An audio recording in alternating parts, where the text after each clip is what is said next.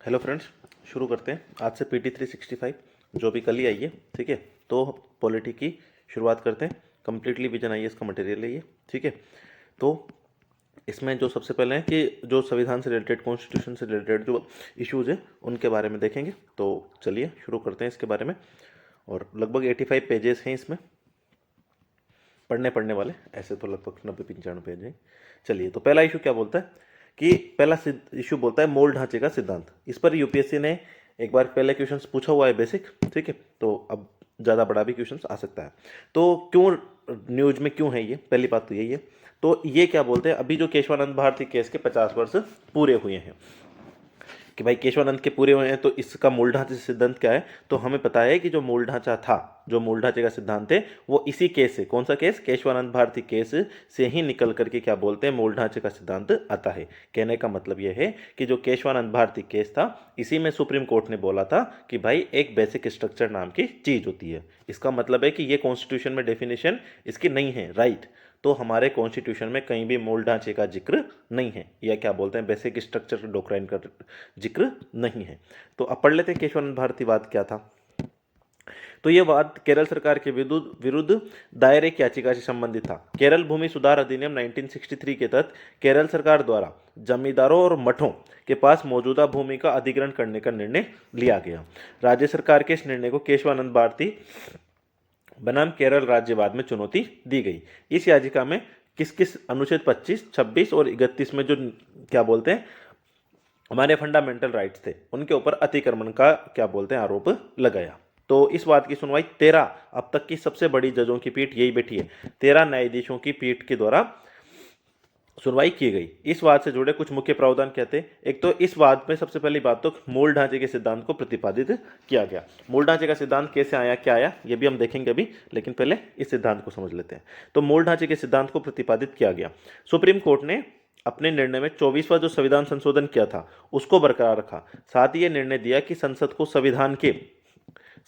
संविधान के किसी भी या सभी प्रावधानों में संशोधन करने की शक्ति प्राप्त है, बशर्ते संशोधन द्वारा संविधान की मूलभूत विशेषताओं या संविधान का लोप नहीं होना चाहिए। तो कॉन्स्टिट्यूशन ने इन्होंने क्या बोला कि भाई संसद के पास में फुल पावर है, वो किसी भी चीज को क्या बोलते हैं कॉन्स्टिट्यूशन अमेंडमेंट के थ्रू कॉन्स्टिट्यूट अमेंड कर सकती है। बट अगर हमने बोला है कि भाई ये चीज कॉन्स्टिट्यूशन का बेसिक स्ट्रक्चर है, मूल ढांचा है, तो आप इसमें क्या बोलते हैं कुछ भी अमेंड नहीं कर सकते हो। भले से आप फिर कितने ही पावरफुल हो, आपके पास में भले से फिर 545 के 545 सांसद ही क्यों ना हो, इससे हमें कोई फर्क नहीं पड़ला। सिंपल सी बात क्या है कि संविधान के मूल ढांचाओं को, विशेषताओं को परिवर्तन, क्षति या उसको लोप भी नहीं कर सकते। ठीक है, इसके पहले गोलकनाथ वाद 1967 में सुप्रीम कोर्ट ने निर्णय दिया था कि अनुच्छेद 368 के तहत संसद की संविधान की शक्ति करने की शक्ति असीमित नहीं है। कोर्ट ने यह भी कहा था कि संविधान के तहत गारंटीकृत मूल अधिकारों को संशोधन द्वारा निरस्त या सीमित नहीं किया जा सकता। लेकिन क्या अब ऐसी कंडीशन है? नहीं। अब अगर क्या बोलते हैं जो संसद है वो संसद चाहे तो फंडामेंटल राइट्स में अमेंड कर सकती है, लेकिन अगर वो फंडामेंटल राइट में कोई बेसिक स्ट्रक्चर का पार्ट है तो फिर वो उसको क्या बोलते हैं अमेंड नहीं कर सकती है। चलिए, अब हम देख लेते हैं कि भाई बेसिक स्ट्रक्चर कैसे क्या हुआ इसका। देखो, तो इसका सिद्धांत का कैसे हुआ। तो ये जो 3 केस थे, कौन से केस थे, ए गोपालन, शंकरी प्रसाद और सज्जन सिंह। तो इन तीनों केस में ए गोपालन, शंकरी प्रसाद और सज्जन सिंह, इन तीनों केसेज में बोला कि संसद मूल अधिकारों सहित संविधान के किसी भी भाग में संशोधन कर सकती है, किसी भी भाग में कर सकती है, कोई बेसिक स्ट्रक्चर नहीं होता है। एन के गोपालन वाद, शंकरी प्रसाद और सज्जन सिंह वाद में उन्होंने बोल दिया। ठीक है साहब, लेकिन 1967 का गोलकनाथ वाद आता है और ये भाई साहब पलट जाते हैं। इन्होंने बोला कि अनुच्छेद 368 के ने संसद को संशोधन करने की शक्ति प्रदान नहीं की दी है, संसद द्वारा मूल अधिकारों को संशोधन नहीं किया जा सकता। तो इसने बोल दिया कि भाई संसद के पास में असीमित शक्ति नहीं है और यह मूल अधिकारों में अमेंडमेंट नहीं कर सकती है। इससे लगनी थी मिर्चियां, तो लगी पार्लियामेंट में मिर्ची, उन्होंने कर दिया 24वां और 25वां संविधान संशोधन।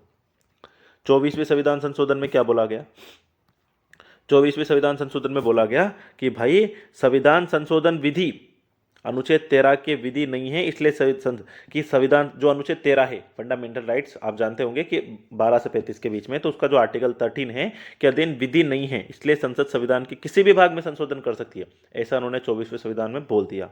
और 25वें में क्या बोल दिया, धारा 2 के तहत उचित मुआवजे के साथ संपत्ति के मूल अधिकार में कटौती कर दी। धारा 3 के तहत नीति निर्देशक तत्वों को मूल अधिकार पर प्राथमिकता प्रदान की गई। तो ठीक है, और अनुच्छेद बी और सी के लिए न्यायिक समीक्षा की शक्ति को समाप्त कर दिया। तो जुडिशियल रिव्यू के सिस्टम को समाप्त कर दिया, नीति निर्देशक तत्वों पर फंडामेंटल राइट्स को क्या बोलते हैं नीचे कर दिया। तो ये कुछ चीजें इन्होंने कर दी। अब भैया 1971 में नागरिकों के मौलिक अधिकार सीमित हैं, संसद संविधान के किसी भी भाग में संशोधन कर सकती है, ऐसा इन्होंने बोल दिया। ऐसा इन्होंने बोलते हैं कौन सा वाद आया, केशवानंद भारती वाद। फिर केशवानंद भारती का वाद का अपन ने पढ़ लिया कि उन्होंने क्या क्या उसमें किया। जो न्यायिक समीक्षा है ये संविधान के मूल ढांचे का एक अभिन्न अंग है। इसके अलावा सुप्रीम कोर्ट ने न्यायिक समीक्षा की अपनी शक्ति को कम करने वाले हिस्सों को छोड़कर 25वें और 29वें संविधान संशोधन के अन्य भाग को रखा और यह भी कहा कि संविधान उद्देशिका प्रियम्बल संविधान का एक मूलभूत भाग है। ठीक है, अब बात करते हैं मूल ढांचे के सिद्धांत के बारे में। तो मूल ढांचे के सिद्धांत के अनुसार, अच्छा ध्यान रखना, इसको अभी तक डिफाइन नहीं किया गया है। हमारे क्या बोलते हैं कॉन्स्टिट्यूशन में तो डिफाइन था ही नहीं, न्यायपालिका ने भी अभी तक इसको डिफाइन नहीं किया गया है। तो मूल ढांचे के सिद्धांत के अनुसार संविधान में कुछ ऐसी मूलभूत विशेषताएं विद्यमान हैं जिन्हें संविधान के माध्यम से संसद द्वारा संशोधित या निरस्त नहीं किया जा सकता। अच्छी बात है, ठीक है। भारत के संविधान में किसी भी मूल ढांचा के पद का उल्लेख नहीं किया गया है, ये यूपीएससी पूछ चुका है। मूल ढांचे के सिद्धांत का महत्व क्या है, तो ये संविधान में संशोधन करने की संसद की शक्ति को उचित रूप से नियंत्रित करता है, संविधान को एक जीवित दस्तावेज बना रहे इसके लिए ये क्या बोलते हैं काम करता है, कानून का शासन, शक्तियों का पृथक्करण जैसे कई सिद्धांतों को मूल ढांचे में दिया गया है। ठीक है, भारत का संघीय ढांचा कमजोर ना हो। ठीक है, तो ऐसे कुछ है। अब इसमें कौन कौन से हैं, तो ये मूल ढांचे के भाग है, जैसे कि भारत की संप्रभुता, व्यक्तिगत स्वतंत्रता की सुरक्षा, कल्याणकारी राज्य का निर्माण, संविधान की सर्वोच्चता, गणतांत्रिक और लोकतांत्रिक सरकार, संविधान का पंथ निरपेक्ष और संघीय स्वरूप, विधायिका, कार्यपालिका और न्यायपालिका के बीच शक्तियों का पृथक्करण, राष्ट्र की एकता और अखंडता, न्यायिक समीक्षा का आधार, मौलिक अधिकार और राज्य के नीति निर्देशक तत्वों के बीच सामंजस्य और संतुलन, ये सारे के सारे क्या हैं, सबके सब क्या हैं, ये मूल ढांचे के तहत आ जाते हैं। ठीक है, तो मूल ढांचा का सिद्धांत आई होप आप लोगों को क्लियर हो गया होगा। अब बात करते हैं जिला न्यायालयों की स्वतंत्रता मूल ढांचा है। तो अभी सुप्रीम कोर्ट ने बोला है, एक केस आया अखिल भारतीय न्यायाधीश संघ बनाम भारत संघवाद में, उन्होंने बोला कि जिला न्यायालयों की स्वतंत्रता भी संविधान के मूल ढांचे का हिस्सा है। तो डिस्ट्रिक्ट कोर्ट्स की जो स्वतंत्रता है वो भी संविधान के मूल ढांचे का हिस्सा है। कोर्ट ने इस केस में फैसला सुनाते हुए न्यायपालिका से संबंधित कुछ सिद्धांतों पर प्रकाश डाला और उसमें क्या कहा गया कि जिला न्यायालय, हाई कोर्ट और सुप्रीम कोर्ट के बीच पेंशन तथा अन्य सेवा शर्तों के मामले में देश भर में एक रूपता रखनी चाहिए।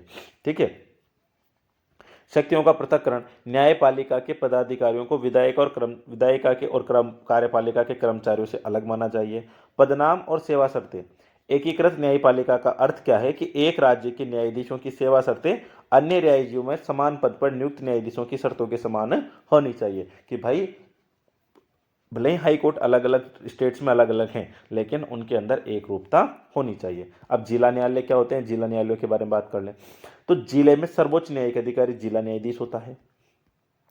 अधीनस्थ न्यायपालिका को संगठनात्मक ढांचा, अधिकारिता और नामकरण राज्य निर्धारित करते हैं। इस कारण से जिला न्यायालयों की स्थिति एक राज्य से दूसरे राज्य में अलग अलग हो सकती है। तो ध्यान रखना, जिला न्यायालयों की स्थिति अलग अलग हो सकती है। जिला न्यायालय मुख्यतः त्रिस्तरीय ढांचे पर आधारित है। तीन स्तरीय ढांचा कैसे हैं देखो इधर, एक तो सिवानी, ठीक है, सिविल और दीवानी मामले, अधीनस्थ न्यायालय और मुंसिफ कोर्ट, क्रिमिनल या फौजदारी मामले जिसमें मुख्य न्यायिक मजिस्ट्रेट और न्यायिक मजिस्ट्रेट, ठीक है, और हाई कोर्ट, और हाई कोर्ट के ऊपर सुप्रीम कोर्ट। जिला न्यायाधीशों की नियुक्ति, ठीक है, पदस्थापन और पदोन्नति हाई कोर्ट परामर्श से राज्य का राज्यपाल करता है। ध्यान रखना, जिला न्यायाधीशों की नियुक्ति, पदस्थापन और पदोन्नति हाई कोर्ट के परामर्श से राज्य का राज्यपाल करता है। तो ये हमने सबसे पहले बेसिक स्ट्रक्चर वाला पार्ट समझ लिया, जिसमें एक न्यूज ये भी देख ली कि जो जिला न्यायालय है, डिस्ट्रिक्ट जुडिशरी है, वो भी उनकी स्वतंत्रता भी हमारे बेसिक स्ट्रक्चर का पार्ट है। अगले न्यूज पर चलते हैं, दैट इज अनुच्छेद 370 का निरसन। तो अनुच्छेद 370 आप लोग जानते ही होंगे, ठीक है। तो अभी सुप्रीम कोर्ट ने उसके तहत कुछ इश्यू भी दिए थे। तो अभी क्या है, तो सुप्रीम कोर्ट की संविधान पीठ ने सर्वसम्मति से अनुच्छेद 370 को निरस्त करने के केंद्र सरकार के फैसले को बरकरार रखा। गौरतलब है कि अनुच्छेद 370 के तहत जम्मू कश्मीर के विशेष दर्जे की स्थिति को समाप्त कर दिया। तो अब बात करते हैं अन्य संबंधित तथ्य क्या है इससे रिलेटेड। तो 5 अगस्त 2019 को राष्ट्रपति ने संविधान आदेश 2019 जारी किया और इस आदेश में कहा गया कि भारत संविधान के प्रावधान के बिना किसी अपवाद के जम्मू और राज्य में होंगे। मतलब कि 5 अगस्त 2019 को राष्ट्रपति ने संविधान जारी किया था, ठीक है। और इसमें कहा गया कि भारतीय संविधान के प्रावधान बिना किसी अपवाद के अब जम्मू कश्मीर राज्य में भी लागू होंगे, ठीक है।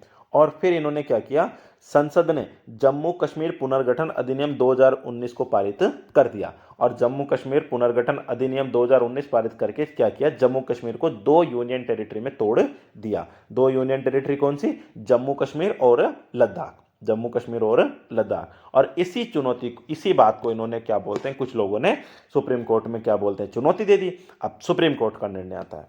सुप्रीम कोर्ट ने अगस्त 2019 में जारी राष्ट्रपति की उद्घोषणा को बरकरार रखते हुए 1947 में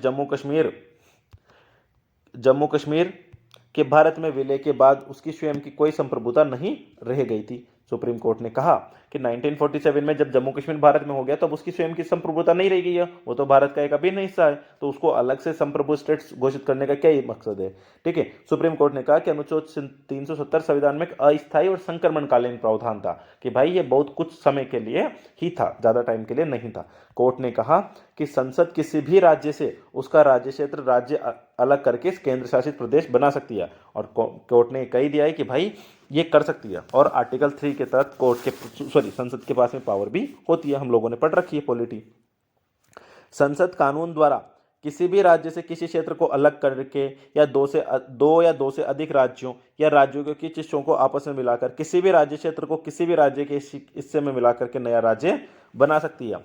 संविधान के अनुच्छेद 3 के स्पष्टीकरण 1 के अनुसार अनुच्छेद 3(1) में प्रयुक्त शब्द में केंद्र शासित प्रदेश भी शामिल हैं। ये बात ध्यान रखनी है, ये पूछा जा सकता है। संविधान के अनुच्छेद 3 बोलता है कि अनुच्छेद 3(a) में प्रयुक्त शब्द, जब राज्य के लिए हम कोई शब्द प्रयुक्त करते हैं तो उसमें यूटी भी शामिल हो जाती है। इसके अलावा एसआर बॉम्बई मामले में सुप्रीम कोर्ट ने कहा था कि राज्य में आपातकाल या राष्ट्रपति शासन के दौरान राष्ट्रपति की कार्यवाही न्यायिक समीक्षा के दायरे में आती है, ठीक है।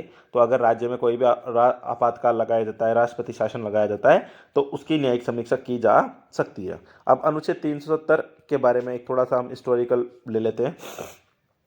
तो विलय पत्र, तो हमने इंस्ट्रूमेंट्स ऑफ एसेशन, आप लोग जानते होंगे कि कुछ लोग हमारे भारत में उस टाइम पर बहुत सारी रियासतें थी, ठीक है। तो उन रियासतों का एकीकरण करने के लिए सरदार वल्लभ भाई पटेल ने क्या बोलते हैं, एक समिति बनाई थी और उसी समिति में क्या बोलते हैं, इस विलय पत्र पर साइन करवा रहे थे। तो जो अक्टूबर 1947 में जम्मू कश्मीर के जो अंतिम महाराजा थे हरि सिंह जी, उन्होंने हस्ताक्षर किया और इस विलय पत्र पर के माध्यम से वो अपने राज्य को भारतीय राज्य क्षेत्र में शामिल करने के लिए सहमत हो गए थे। और जम्मू कश्मीर के लिए कुछ अस्थायी प्रावधान भी किए गए थे। जो भारत का संविधान 26 जनवरी 1950 को लागू हुआ था, तब अनुच्छेद 370 को संविधान के भाग 21 में जोड़ा गया। भाग 21 का शीर्षक ही अस्थायी संक्रमणकालीन और विशेष उपबंध है। तो अनुच्छेद 370 को संविधान के भाग 21 में जोड़ा गया था। भाग भी ध्यान रख लेना, क्या पता भाग पूछ ले और अभी तक यही पता है कि आर्टिकल 370, ठीक है।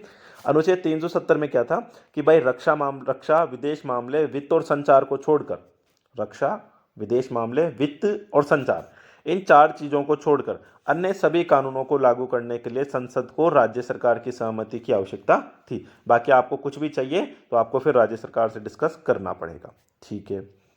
भारत संविधान का अनुच्छेद 35(a), अब इसमें एक 35(a) भी था, यह अनुच्छेद 370 से ही उत्पन्न हुआ था। अनुच्छेद 35(a) में जम्मू कश्मीर के स्थायी निवासियों तथा उनके विशेष अधिकारों और उनसे मिलने वाली विशेष सुविधाओं का प्रावधान किया गया था। जबकि हम जानते हैं कि आर्टिकल 14 हमारा स्वतंत्रता की बात करता है, लेकिन 35(a) में अलग से ही एक प्रावधान कर दिया गया था कि भाई जम्मू कश्मीर के लिए कुछ स्पेशल चीज़ें दी जाएंगी। लेकिन अब ना तो जम्मू कश्मीर का स्पेशल स्टेटस रहा, ना 35(a) रहा। अनुच्छेद 3 क्या बोलता है? तो अनुच्छेद 3 बोलता है कि संसद द्वारा नए कानून नए राज्यों का निर्माण कर सकती है और मौजूदा राज्यों के राज्य क्षेत्रों, सीमाओं या नाम में भी परिवर्तन कर सकती है। ध्यान रखना, राज्य विधानमंडल के पास में ऐसी पावर नहीं है, वो सिर्फ संसद से रिक्वेस्ट कर सकती है। ओनली क्या कर सकती है? रिक्वेस्ट। चलिए, अनुच्छेद के पहले हिस्से में कहा गया कि उपयुक्त कानून की किसी भी विधेयक को राष्ट्रपति सिफारिश पर ही संसद के किसी सदन में पेश किया जाएगा। ये ध्यान रखना कि अगर संसद चाहती है कि भाई हम तो राजस्थान को 2 पार्ट में डिवाइड कर दें, ठीक है, तो सबसे पहले उन्हें प्रेसिडेंट, जो हमारे देश का राष्ट्रपति है, उससे पूछना पड़ेगा कि सर हम ऐसा ऐसा चीज़ें ला रहे हैं, आपकी इसके लिए पूर्व मंजूरी की हमें आवश्यकता है। जो राष्ट्रपति दे ही देगा, बिकॉज राष्ट्रपति तो क्या बोलते हैं, मंत्रिमंडल की सलाह पर ही कार्य करता है। तो ये ध्यान रखना कि राष्ट्रपति की सिफारिश पर ही संसद में इसको पेश किया जाता है। और ये विधेयक क्या बोलते हैं, फिर राज्य विधानमंडल के पास में भेजा जाता है, लेकिन सिर्फ विचार विमर्श करते हैं। उन्होंने बोला कि नहीं नहीं, हमारा राज्य नहीं टूटना चाहिए। बोले जाओ, सिर्फ तुमसे पूछ रहे हैं, सलाह नहीं ले रहे हैं, बता रहे हैं तुमको कि हम तुम्हारा राज्य तोड़ रहे हैं, कुछ सजेशन हो तो दे दो, नहीं हो तो वो भी नहीं माने तो नहीं माने, हमारी मर्जी है, ठीक है। चलिए, तो ये हो गया हमारा आर्टिकल 370 वाला क्लोज भी खत्म। अब हम देखते हैं राष्ट्रीय राजधानी क्षेत्र दिल्ली सरकार संशोधन अधिनियम 2023।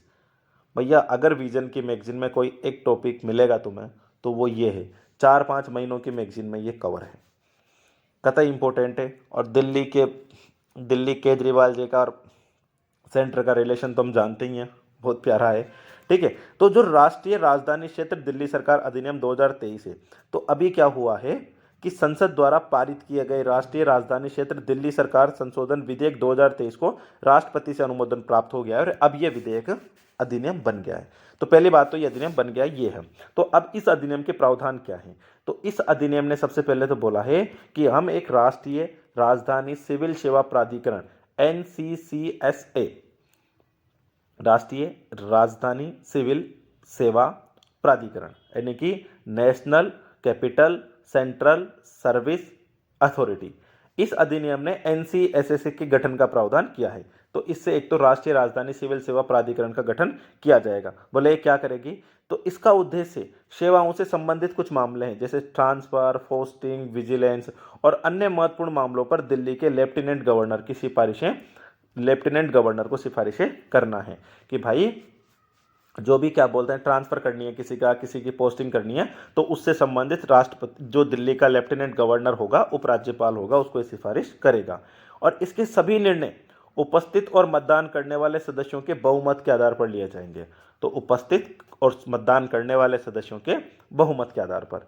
दिल्ली में प्रधान गृह सचिव और मुख्य सचिव, इसके 3 में अब देखो इसकी NCSE की संरचना देखो, अध्यक्ष इसका दिल्ली का कौन होगा? मुख्यमंत्री होगा, ठीक है। और सदस्य सचिव होंगे इसमें, एक तो दिल्ली सरकार का प्रधान गृह सचिव और एक दिल्ली सरकार का मुख्य सचिव, दिल्ली सरकार का प्रधान सचिव और दिल्ली सरकार का मुख्य सचिव। और मजे की बात बताऊं, जो दिल्ली में प्रधान गृह सचिव और मुख्य सचिव है, दोनों की नियुक्ति कौन कर रही है? केंद्र सरकार। और NCSE के निर्णय किस आधार पर लिए जाएंगे? बहुमत के आधार पर। और बहुमत क्या है कि उपस्थित और मतदान करने वाले। अब जो व्यक्ति केंद्र सरकार के हैं, तो बेचारा मुख्यमंत्री अगर इसका अध्यक्ष भी है तो क्या कर लिया उसने अध्यक्ष बन के ठीक है, चलो समझ में आ गया? आ जाओ आगे चलते हैं। LG की शक्तियां क्या है? तो ऐसे मामले जिनमें LG पूर्णतः अपने विवेक से कार्य कर सकता है। तो कुछ शक्तियां तो ऐसी है जिनमें LG पूर्णतः अपने विवेक से काम कर सकता है, वो है ऐसे मामले जो दिल्ली विधानसभा की विधायी क्षमता से बाहर है किंतु उन्हें LG को सौंपा गया है। ऐसे मामले जहां LG कोई न्यायिक या अर्ध न्यायिक कार्य करने की आवश्यकता होती है, तो वहां पर LG की शक्तियां क्या बोलते हैं? अपने विवेक से कार्य कर सकता है। LG को ये कानून LG के विवेकाधिकार का विस्तार करना है, ठीक है। इसके तहत NCCSA की सिफारिश को स्वीकार कर सकता है या उन्हें पुनर्विचार के लिए भेज सकता है। LG को लगता है कि नहीं नहीं, तुमने ये पोस्टिंग वाला थोड़ा सा गड़बड़ किया है, दोबारा विचार करो। बोले ठीक है सर। LG और NCCSA के बीच मतभेद होने की स्थिति में LG का निर्णय अंतिम होगा। अगर इनमें कुछ मतभेद हो भी जाता है तो जो उपराज्यपाल बोलेगा वही करेगा। अब देखो NCCSA में मान लो कि कभी ना कभी केजरीवाल जी जीत भी गए, तब भी लेफ्टिनेंट गवर्नर से तो हार ही जाएगा वो। समझ में आ रहा है? तो कतई तगड़ा खेल खेला ये ना। मंत्रियों द्वारा मामलों का निपटान। तो मंत्रियों द्वारा मामलों का निपटान, कुछ विशेष मामलों में आदेश जारी करने से पहले दिल्ली सरकार के मुख्यमंत्री और मुख्य सचिव के माध्यम से उन मामलों की राय उन मामलों को एलजी की राय है तो समझ, ये मामले हो सकते हैं कि कुछ मामलों में क्या बोलते हैं एलजी से सिर्फ राय लेना जरूरी होगा, जैसे कि दिल्ली में शांति व्यवस्था बनाना, सुप्रीम कोर्ट अन्य सरकारों के बीच संबंध, विधानसभा सत्र को बुलाना, सदावसन विघटन करना, जिन पर एलजी को अपने विवेकाधिकार का आदेश देना। तो ये कुछ मामले हैं जिनसे क्या बोलते हैं जारी करने से पहले दिल्ली सरकार के मंत्रियों को मुख्यमंत्री और मुख्य सचिव के माध्यम से एलजी की राय के समक्ष प्रस्तुत करना होगा। अब हम देख लेते हैं एक बार कि दिल्ली सरकार के प्रशासन का विकास कैसे हुआ। तो भैया 1959 में हम जानते हैं कि हमारे 4 टाइप के राज्य थे, तो 1951 में से भाग सी का राज्य बना दिया गया, ठीक है। तो फिर 52 में क्या बोलते हैं चुनाव होते हैं और विधानसभा का सृजन वर्धन हो गया। 1956 में चेंज होता है और राज्य पुनर्गठन अधिनियम के तहत यूटी का दर्जा दे दिया गया। फिर 1966 में एक अधिनियम पारित किया जाता है, दिल्ली प्रशासनिक अधिनियम, जिसमें दिल्ली को सीमित प्रतिनिधि सरकार प्रदान किए, ठीक है। फिर 69वां कॉन्स्टिट्यूशन अमेंडमेंट होता है, जीएनसीटीडी अधिनियम 1991 पारित किया जाता है और अभी उसी अधिनियम में संशोधन किया गया 2021 पारित होता है। अब देखो अब क्या हुआ कि राष्ट्रीय राजधानी क्षेत्र की दिल्ली की शासन व्यवस्था की अगर हम बात करें तो इसको केंद्र शासित प्रदेश के रूप में वर्गीकरण 1956 के में दिल्ली को एक यूटी के रूप में वर्गीकृत कर दिया गया। ध्यान रहे कि केंद्र शासित प्रदेशों के प्रावधान का संसद ने, तो ध्यान रखना कि हमारे ये जो यूटी हैं उनका प्रावधान कॉन्स्टिट्यूशन के कौन से आर्टिकल में लिखा हुआ है 239 में। इस अनुच्छेद में यह उल्लेख किया गया है कि यूटी का प्रशासन सीधे राष्ट्रपति या राष्ट्रपति द्वारा नियुक्त प्रशासक के द्वारा किया जाएगा। कि जो केंद्र शासित प्रदेश हैं उनका प्रशासन कौन देखेगा, तो उनके प्रशासन की जिम्मेदारी होगी राष्ट्रपति या राष्ट्रपति जिसको भी नियुक्त प्रशासक के तौर पर नियुक्त कर दे। फिर विशेष दर्जा दिया जाता है इसको कब, एस बालकृष्णन समिति की सिफारिशों के बाद में 69वें संविधान संशोधन अधिनियम 1991 के द्वारा दिल्ली को विशेष दर्जा प्रदान किया गया। साथ ही इसे राष्ट्रीय राजधानी क्षेत्र दिल्ली के रूप में भी नामित किया गया, ठीक है, यहां तक हो गया। फिर आता है कि इस संशोधन द्वारा संविधान में अनुच्छेद 239 ए को जोड़ा गया। तो इस जो संशोधन किया गया था कौन सा 69वां कॉन्स्टिट्यूशन अमेंडमेंट किया गया था जीएनसीटीडी को लाने के लिए, तो इसके तहत क्या बोलते हैं इसे 239 ए जोड़ा गया और इसमें कहा गया कि दिल्ली को विधानसभा और एक मंत्री परिषद से युक्त केंद्र शासित प्रदेश बनाया जाएगा। तो दिल्ली में विधान परिषद भी है और मंत्री परिषद, ठीक है, विधानसभा में मंत्री परिषद रहेगी। उपराज्यपाल को दिल्ली के प्रशासक के रूप में नामित किया गया और दिल्ली सरकार की सहायता के लिए इसको बनाया गया। दिल्ली विधानसभा की शक्तियां क्या है, तो दिल्ली विधानसभा के पास पुलिस, लोक व्यवस्था और भूमि को छोड़कर ये 3 सब्जेक्ट्स कौन सी है, पुलिस, लोक व्यवस्था और भूमि, पुलिस, लोक व्यवस्था और भूमि को छोड़कर राज्य सूची और समवर्ती सूची के सभी विषयों पर और कानून बना सकती है। संसद दिल्ली से संबंधित राज्य और समवर्ती सूची के विषयों, केंद्र और समवर्ती सूची के विषयों पर कानून बना सकती है। ये राज्य गलत लिखा हुआ है यहां पर। जीएनसीटीडी अधिनियम, दिल्ली सरकार, दिल्ली राष्ट्रीय राजधानी क्षेत्र के तहत दिल्ली विधानसभा और दिल्ली सरकार के कामकाज के लिए रूपरेखा तैयार की गई है। तो ये हो गया हमारा दिल्ली का स्टेटस। अब दिल्ली का स्टेटस भी हो गया। अगली न्यूज आती है प्रिवेंटिव डिटेंशन। आपने आर्टिकल 22 के बारे में सुना होगा और उसमें कहा जाता है कि कोई भी व्यक्ति अपने, ठीक है, कि उसको क्या बोलते हैं अपराध के बारे में जिसमें बातें की गई है। तो इसमें आर्टिकल जो इसका 22 का तीसरा जो सब क्लोज है उसमें प्रिवेंटिव डिटेंशन के बारे में बातें कही गई है। तो पढ़ते हैं क्या हुआ है अभी, ठीक है। तो सुप्रीम कोर्ट ने कहा है कि भाई प्रिवेंटिव डिटेंशन का केवल असाधारण परिस्थितियों में यूज करना चाहिए। बोले ये तो बताओ प्रिवेंटिव डिटेंशन होता क्या है। तो देख लेते हैं प्रिवेंटिव डिटेंशन क्या होता है। तो प्रिवेंटिव डिटेंशन से मतलब है कि अपराध करने से पहले ही किसी व्यक्ति को हिरासत में ले लेना जो कानून व्यवस्था के समक्ष खतरा उत्पन्न कर सकता है। ऐसा व्यक्ति अभी तक अपराध नहीं किया है लेकिन प्राधिकारियों को लगता है कि वह ऐसा कर सकता है और ऐसे व्यक्ति द्वारा भविष्य में किसी अपराध को अंजाम देने से रोकने हेतु उसे डिटेन गिरफ्तार किया जाता है। समझ में आया? इसके तहत व्यक्ति को बिना कोई मुकदमा चलाए हिरासत में रखा जाता है। मतलब क्या है इसका कि भाई प्रिवेंटिव डिटेंशन का मतलब है कि अगर कोई व्यक्ति को हमें मतलब पुलिस वालों को लग रहा है या किसी को लग रहा है कि यार हम जैसे मान लो कि किसी जगह पर शांति नहीं है, मतलब वहाँ पर अराजकता की अशांत क्षेत्र है वो, और हमें लग रहा है कि यार ये व्यक्ति कोई है एक्स नाम का और ये ऐसा भाषण देगा और पूरी जनता को भड़का सकता है, या ये क्या बोलते हैं कोई अपराध ऐसा कर सकता है जिससे पूरा देश में अफरा तफरी मच जाए, तो हम उसको पहले ही उठा लेंगे, पुलिस वालों से बोलेंगे कि भाई उठा लो इसको। और तो यही क्या है प्रिवेंटिव डिटेंशन। तो सुप्रीम कोर्ट ने यही बोला है कि इस तरीके का जब भी पावर का यूज करो तो उसको बहुत सोच समझ कर करना चाहिए। अब इसमें क्या बोलते हैं, जो भारत का संविधान अनुच्छेद 22(1) और 22(2) है, ये गिरफ्तारी तथा हिरासत से सुरक्षा प्रदान करता है और प्रिवेंटिव डिटेंशन कानूनों के तहत गिरफ्तार या हिरासत लिए गए व्यक्ति पर ये प्रावधान लागू नहीं होंगे। और ये कौन बोलता है, हमारा आर्टिकल 22 का सब क्लोज 3। अब इसमें संसद को भारत की रक्षा, विदेश मामलों, सुरक्षा से जुड़े मामलों के लिए प्रिवेंटिव डिटेंशन संबंधी कानून बनाने का अधिकार प्राप्त है। राज्य की सुरक्षा, लोक व्यवस्था बनाए रखने तथा आपूर्ति और सेवाओं के रखरखाव से संबंधित मामलों के लिए संसद के साथ साथ राज्य विधानमंडल भी कानून बना सकता है। तो ध्यान रखना कि राज्य की लोकसभा लोक व्यवस्था को बनाए रखने के लिए, आपूर्ति और सेवाओं के रखरखाव के लिए संसद के साथ साथ राज्य विधानमंडल भी कानून बना सकता है।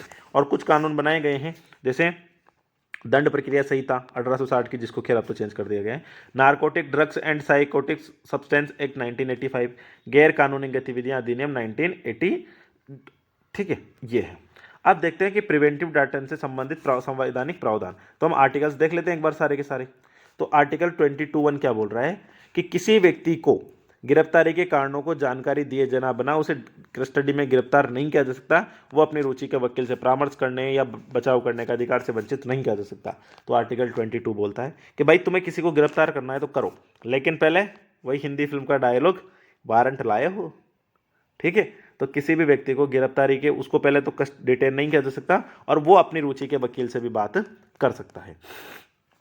अनुच्छेद 22(2) क्या कहता है, प्रत्येक व्यक्ति जिसे गिरफ्तार किया गया है या कस्टडी में रखकर डिटेन किया गया है उसे 24 घंटे के अंदर मजिस्ट्रेट के सामने पेश किया जाना चाहिए।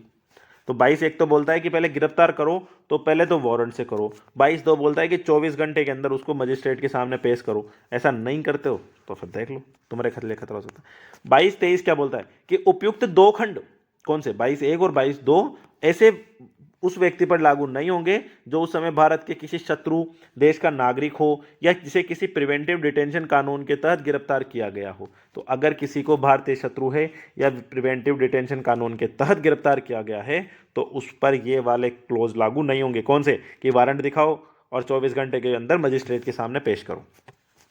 अनुच्छेद 22(4) क्या बोलता है, किसी भी व्यक्ति को 3 महीने से अधिक के लिए डिटेन नहीं किया जा सकता। कहने की बात है किसी भी व्यक्ति को 3 महीने, तो कॉन्स्टिट्यूशन में कितने महीने लिख रखे हैं, 3 महीने। हालांकि सलाहकार बोर्ड अगर यह पुष्टि कर दे कि इसके डिटेंशन के लिए पर्याप्त कारण है तो वो उसको 3 महीने से ज्यादा के लिए भी डिटेन कर सकता है। तो सिंपल सी बात, 22(4) क्या बोलता है कि भाई डिटेन 3 महीने से ज्यादा का नहीं होना चाहिए। लेकिन अगर वहां के वो अफसर्स बोल दे, सलाहकारी बोर्ड जो बैठता है जिसमें हाई कोर्ट वाला मेंबर्स रहते हैं, तो वो बोल दे तो फिर आपको डिटेन करना ही कर ही लेते हो आप। चलिए आर्टिकल 22(7)(b) की बात करते हैं। तो किसी व्यक्ति को सलाहकार बोर्ड की राय के बिना 3 महीने से अधिक समय के लिए डिटेन किया जा सकता है यदि संसद कानून द्वारा, तो किसी व्यक्ति को सलाहकार बोर्ड की राय के बिना, कोई को सलाहकार बोर्ड की राय के बिना भी 3 महीने से ज्यादा के लिए डिटेन कर सकते हैं। अगर संसद कानून द्वारा प्रावधान करती है कि ऐसी डिटेंशन की अधिकतम अवधि कितनी होगी, परिस्थितियां, व्यक्तियों के वर्ग और ऐसे मामले जिन पर कानून लागू हो सकता है। तो यह भी ध्यान रखना, बिना सलाहकार बोर्ड के भी कर सकती है इफ परमिशन दे कौन, संसद। अब कुछ निर्णय आए। तो गोपालन बनाम में बोला गया था कि भाई सुप्रीम कोर्ट ने प्रिवेंटिव डिटेंशन अधिनियम को स्वीकृति दी थी।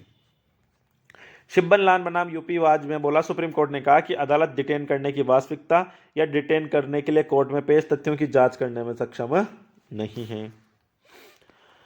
शंभुनाथ शंकर बनाम पश्चिम बंगाल राज्यवाद, हालांकि प्रिवेंटिव डिटेंशन की अवधारणा अपने आप में कठोर है और संविधान में गारंटीकृत मौलिक अधिकारों का उल्लंघन करती है, लेकिन कभी कभी देश की सुरक्षा को बनाए रखने के लिए राज्य द्वारा इस तरह के अत्यधिक कठोर कदम उठाने आवश्यक होते हैं। तो शंभुनाथ में उन्होंने बोला कि भाई जरूरी तो है ही सही, क्योंकि क्या ही कर सकते हैं कुछ लोग अराजक तत्व जो होते हैं साहब। व्यक्तित्व अधिकार की बात करते हैं। तो हाल ही में दिल्ली हाई कोर्ट ने बॉलीवुड के एक प्रसिद्ध अभिनेता के व्यक्तित्व अधिकारों को तीसरे पक्ष द्वारा उपयोग किए जाने से संरक्षण प्रदान किया है। May be I am not wrong, तो ये अमिताभ बच्चन की बात है, उनकी आवाज वगैरह का कुछ इशू किया गया था। तो हमारे व्यक्तित्व अधिकार क्या होते हैं, पर्सनैलिटी राइट्स क्या होते हैं हमारे। व्यक्तित्व अधिकार से तात्पर्य व्यक्ति के निजता अधिकार या संपत्ति के अधिकार के तहत उस व्यक्तित्व के अधिकार की रक्षा करने से जिसमें नाम, आवाज, हस्ताक्षर, छवियां या जनता द्वारा आसानी से पहचे जाने वाली किसी अन्य विशेषता को व्यक्त करते हैं जो कि सेलिब्रिटी आदि के व्यक्तित्व का प्रतीक है। तो पर्सनैलिटी राइट्स क्या है कि अगर व्यक्ति की कोई आवाज़ का, उसकी क्या बोलते हैं इमेज का, उसके सिग्नेचर का, या कुछ भी ऐसी चीज़ का यूज करता है जिससे पता लगे अरे ये तो वो अभिनेता है, तो वो उसका पर्सनैलिटी राइट्स है। ठीक है। अब पर्सनैलिटी राइट्स क्या है, तो देश में व्यक्तित्व अधिकार, अब इसके लिए क्या बोलते हैं, हमारे देश में तो कोई स्पष्ट कानून का उल्लेख नहीं किया गया है। हालांकि निजता के अधिकार और संपत्ति के अधिकार में क्या बोलते हैं, इसके तत्व विद्यमान हैं। अब देखते हैं कि भारत के व्यक्तित्व में निम्नलिखित दो प्रकार के अधिकार हैं। तो भारत में दो प्रकार के व्यक्तित्व है। एक तो है पब्लिसिटी का अधिकार। पब्लिसिटी अधिकार में क्या है, ये किसी व्यक्ति की छवि या अन्य विशेषताओं को बिना उसकी अनुमति या संविदात्मक मुआवजे के व्यावसायिक रूप से दुरुपयोग होने से बचाने के लिए। तो पब्लिसिटी में क्या है कि उसकी छवि या अन्य विशेषताओं को बचाने के लिए है। ट्रेडमार्क्स अधिनियम, कॉपीराइट, ऐसी चीजें इसके लिए है। और एक है right to privacy.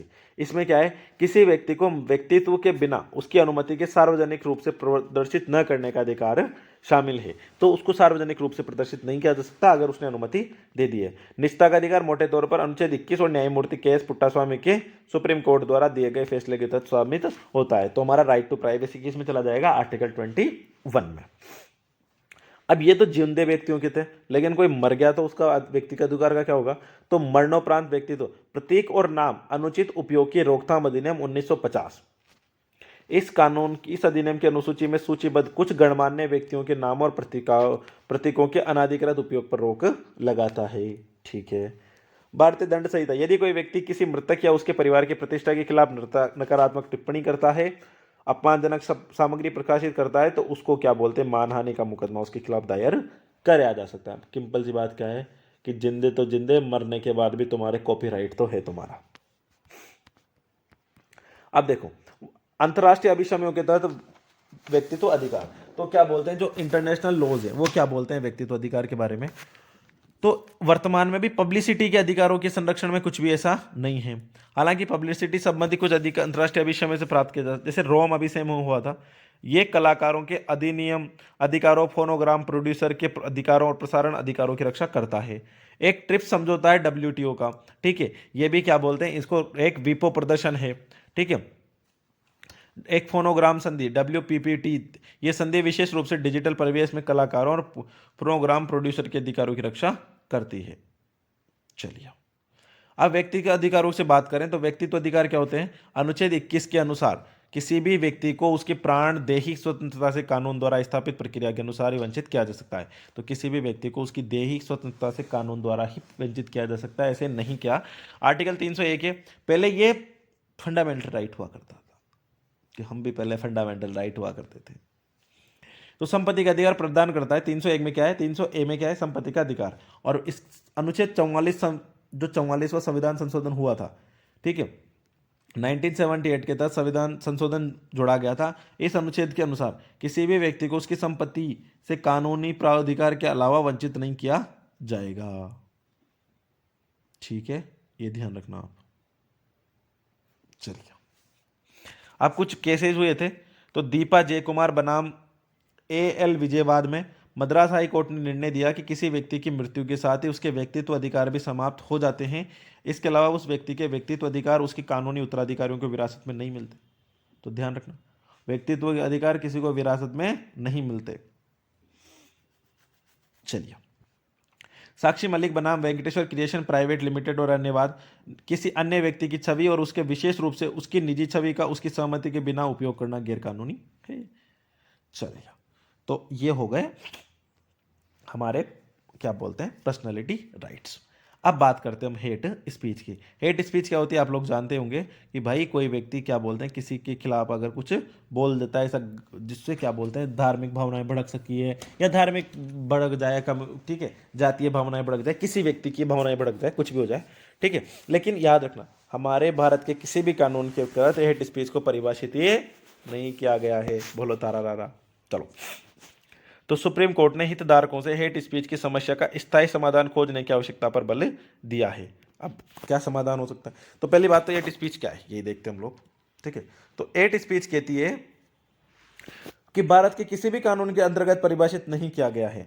Hate speech क्या है? आमतौर पर व्यक्तियों के एक समूह के खिलाफ घृणा को बढ़ाने वाला वक्तव्य, और इसमें विभिन्न अभिव्यक्तियां, चाहे वो चित्र के माध्यम से कोई कार्टून बना दे, मीम्स बना दे, वस्तुएं, हाव भाव, प्रतीक, चिन्ह, कुछ भी ऐसा करता है ऑफलाइन ऑनलाइन दोनों तरीके से, वो सब क्या है? हेट स्पीच है। जैसे आपको पता होगा कि वो शायद कुछ पैगंबर मोहम्मद साहब के किसी ने कार्टून बना दिया, शायद फ्रांस में या उसमें नॉर्वे की तरफ शायद बनाया था, तो उसकी वजह से बहुत ज़्यादा हुआ था। तो वो भी एक एट स्पीच का एक टाइप्स है। तो ऐसा किसी भी धर्म के खिलाफ नहीं करना चाहिए। अब एट स्पीच को नियंत्रित करने वाले कानून क्या है? संवैधानिक प्रावधान है। तो संविधान का अनुच्छेद 19(2) नाग हमारे 19(1) पहला ही बोलता है हमारा कि भाई हमें वाक और अभिव्यक्ति की स्वतंत्रता है।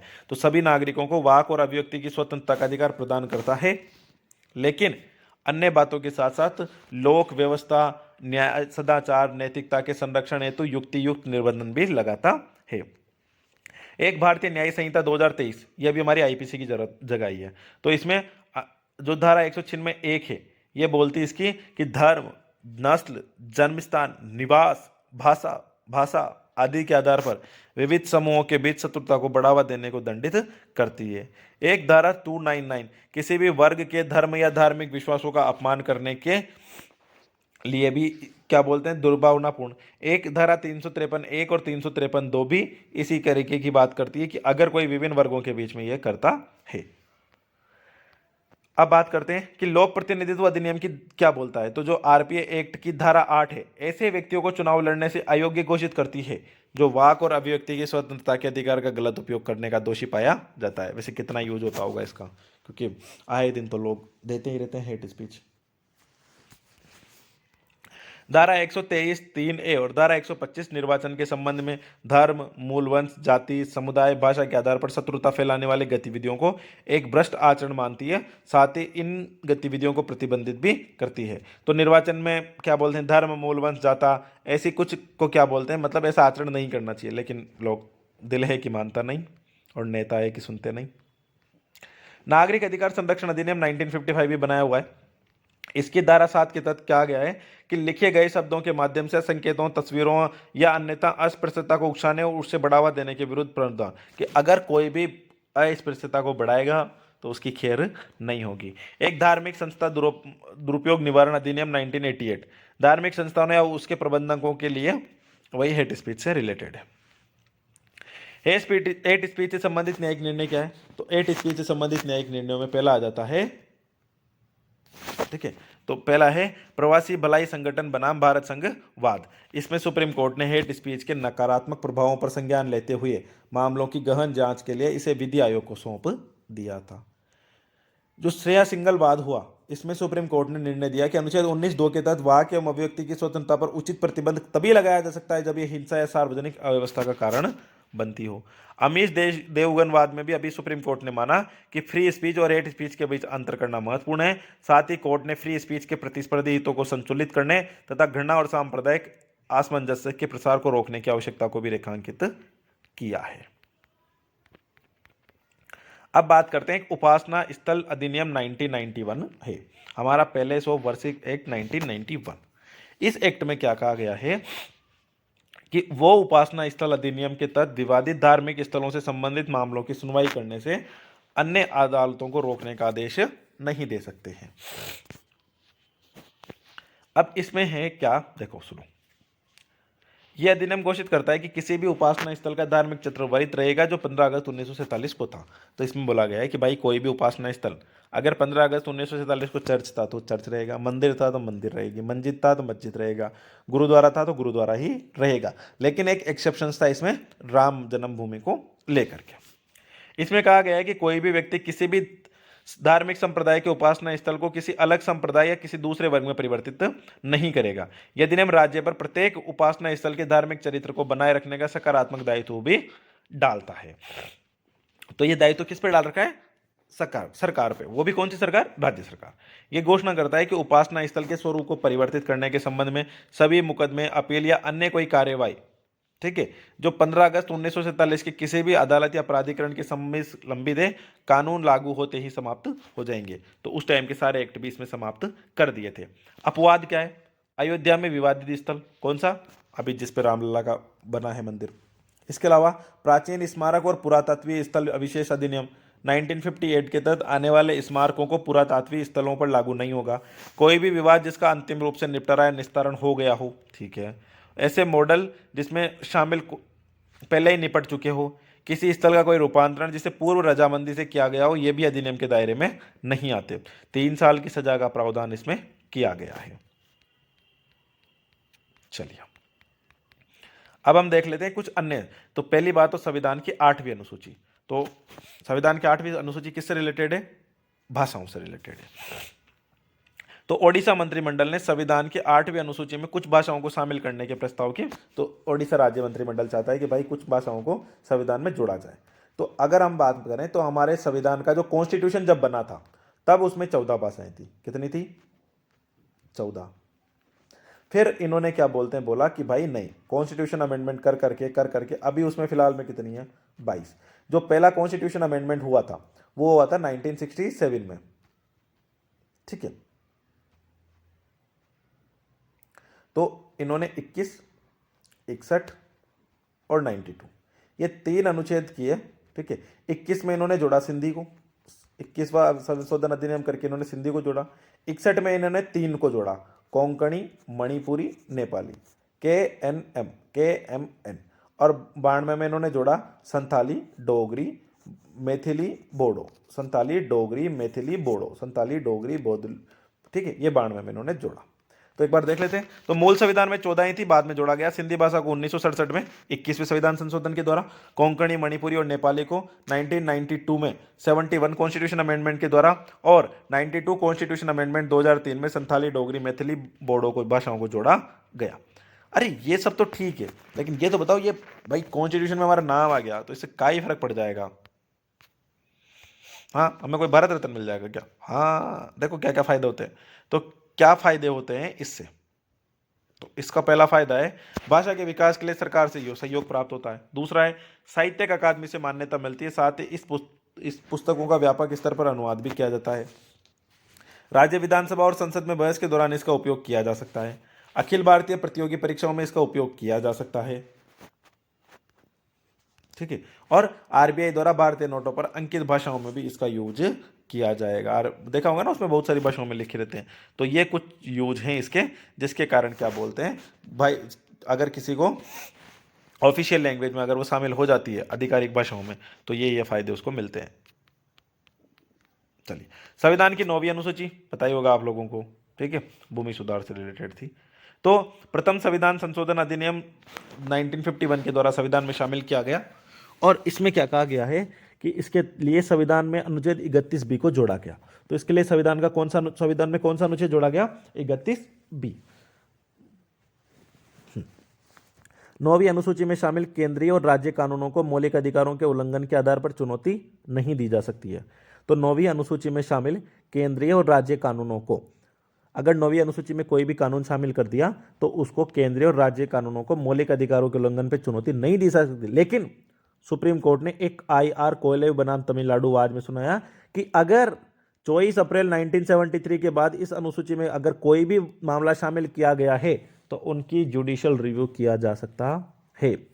इस प्रकार के कानूनों को न्यायालय के समक्ष चुनौती दी जा सकती है यदि वे संविधान के अनुच्छेद 14, 19 और 21 के तहत मूल अधिकारों के ढांचे का उल्लंघन करेंगे। तो 14, 19, 31, 14, 19, 21, सॉरी 31 नहीं था, 14, 19, 21, 14, 19, 21। 14 क्या है? Right to equality. 19 क्या है?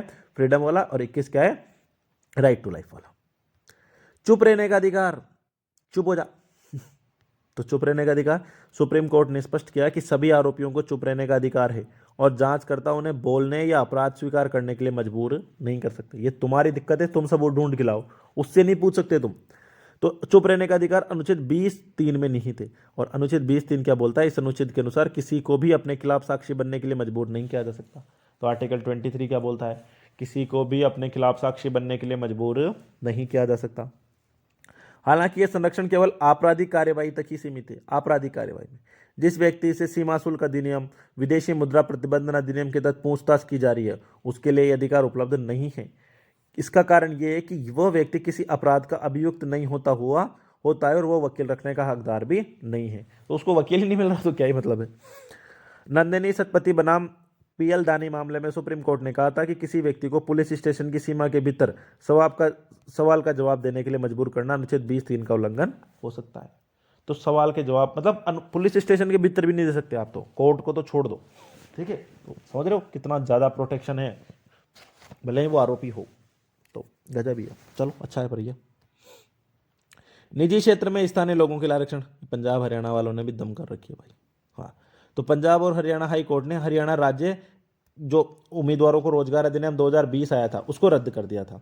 इस अधिनियम के तहत निजी क्षेत्र में 30,000 रुपये से कम मासिक वेतन वाली नौकरियों में हरियाणा के स्थानीय लोगों को 75% आरक्षण दिया गया था। हाई कोर्ट ने इस अधिनियम को असंवैधानिक घोषित कर दिया और कहा कि भारत के संविधान भाग 3 के मौलिक अधिकार का उल्लंघन करता है। कोर्ट ने अपने फैसले में यह भी कहा कि अधिनियम संवैधानिक नैतिकता का भी उल्लंघन करता है। संवैधानिक नैतिकता का तात्पर्य संविधान के मौलिक सिद्धांतों के पालन से है, क्योंकि न्यायालय ने कहा कि एक राज्य इस तथ्य के आधार पर बाहरी व्यक्तियों के साथ भेदभाव नहीं कर सकता है कि वे उस राज्य से संबंधित नहीं है, यह नकारात्मक भेदभाव है। आंध्र प्रदेश जैसे कुछ राज्यों ने भी इसी तरह के कानून बनाए थे और वो भी रद्दी होंगे या हो जाएंगे। तो ये समझ में आ गया। अब अफर्मेटिव एक्शन क्या होता है भाई, ये एक थोड़ा सा इंपॉर्टेंट है। अफर्मेटिव एक्शन, तो अफर्मेटिव एक्शन से तात्पर्य सकारात्मक कार्यवाही पक्षपात से है। इससे अमेरिका में कुछ विशेष पहचान वाले व्यक्तियों के खिलाफ पक्षपात के ऐतिहासिक प्रतिरूप के निपटने के लिए उपयोग में लाया गया। इसके तहत अमेरिका के कॉलेज और विश्वविद्यालयों में अश्वेत, हिस्पैनिक या अन्य अल्पसंख्यक छात्रों के प्रतिनिधित्व को बढ़ाया गया। तो ये क्या है, एक पॉजिटिव डिस्क्रिमिनेशन, ठीक है भाई। आप पक्षपात कर रहे हो लेकिन पॉजिटिव रूप से, जैसे कि किसी के पास में कुछ भी नहीं था तो उसको 10 रुपए दे दिए। अब इसका मतलब ये थोड़ा ना है कि अंबानी जी को भी 10 रुपए दिए जाए, समझ में आ रहा है, ठीक है। भारत में आरक्षण अफर्मेटिव एक्शन का ही एक उदाहरण है। इसके माध्यम से ऐतिहासिक रूप से जो वंचित हैं उनको शिक्षा, नौकरी, सरकारी राजनीति इनमें प्रतिनिधित्व दिया जाता है। अनुच्छेद 15(4) और 16(4) सरकार को आरक्षण से प्रावधान करने की अनुमति देते हैं, लेकिन इंदिरा साहनीवाद में रोजगार और शिक्षा दोनों में ओबीसी, एससी, एसटी के लिए आरक्षण पर 50% की सीमा तय की गई है कि 50% से ज्यादा आरक्षण नहीं होना चाहिए। बुद्धि में गया। चलिए अगली न्यूज है रंगनाथ मिश्रा आयोग। तो भाई ये क्यों बिठाया गया था, तो इसे आधिकारिक तौर पर धार्मिक और भाषाई अल्पसंख्यकों के राष्ट्रीय आयोग के रूप में भी जाना जाता है। तो जो धार्मिक और भाषाई अल्पसंख्यकों के लिए राष्ट्रीय आयोग है वो रंगनाथ मिश्रा आयोग ही है। इसका गठन देश में भाषाई और धार्मिक अल्पसंख्यकों से संबंधित अलग अलग मुद्दों को रेखांकित करने के किया गया था। और इस आयोग की रिपोर्ट 2007 में यह सिफारिश की गई कि अनुसूचित जाति का दर्जा पूरी तरह से धर्म से अलग कर देना चाहती है। साथ ही से अनुसूचित जनजातियों को की तरह धर्म तटस्थ बनाया जाना चाहिए कि अनुसूचित जाति का दर्जा पूरी तरह से धर्म से अलग कर दो और इनको भी जो शेड्यूल्ड ट्राइब्स है उनकी तरह धर्म से तटस्थ बना दो। इसने इस्लाम और ईसाई धर्म अपनाने वाले दलितों को अनुसूचित जनजाति का दर्जा प्रदान करने की अनुमति की सिफारिश भी करी थी। तो यह रंगनाथ मिश्रा आयोग हो गया। अनुच्छेद 355, तो अनुच्छेद 355 संविधान के भाग कितना ही है 10, 5, 15, 18 संविधान के भाग 18 352 से 360 में निहित आपातकाल से संबंधित प्रावधानों का एक हिस्सा है। 355 के अनुसार संघ का यह कर्तव्य होगा कि वह बाहरी आक्रमण और आंतरिक अशांति से प्रत्येक राज्य की रक्षा करे। साथ ही संघ का यह भी कर्तव्य है कि वो प्रत्येक राज्य की सरकार को संविधान के उम्बंधों के अनुसार चलाए। तो 355 बोलता है गवर्नमेंट राज्यों की रक्षा करो, कुल मिलाकर राज्यों का काम सही से चलना चाहिए, यह अनुच्छेद 355 बोलता है। एक हमारा पैदल चलने का अधिकार भी है। पंजाब पैदल चलने का अधिकार लागू करने वाला देश का पहला राज्य बन गया है। यह अधिकार NHI सहित सड़क स्वामित्व वाली सभी एजेंसी के लिए सड़क पर फुटबॉल और साइकिल ट्रैक की सुविधा प्रदान करना अनिवार्य बनाता है। तो NHI सहित जितने भी सड़क स्वामित्व वाली कंपनियां हैं उनको क्या करना पड़ेगा, भारतीय राष्ट्रीय राजमार्ग प्राधिकरण द्वारा क्या बोलते हैं, सभी पर क्या किया जाएगा, फुटबॉल और साइकिल ट्रैक बनाने की सुविधा दी जाएगी। तो ये हमारा पहला टॉपिक खत्म होता है। दूसरा टॉपिक अब हम बाद में करेंगे। धन्यवाद।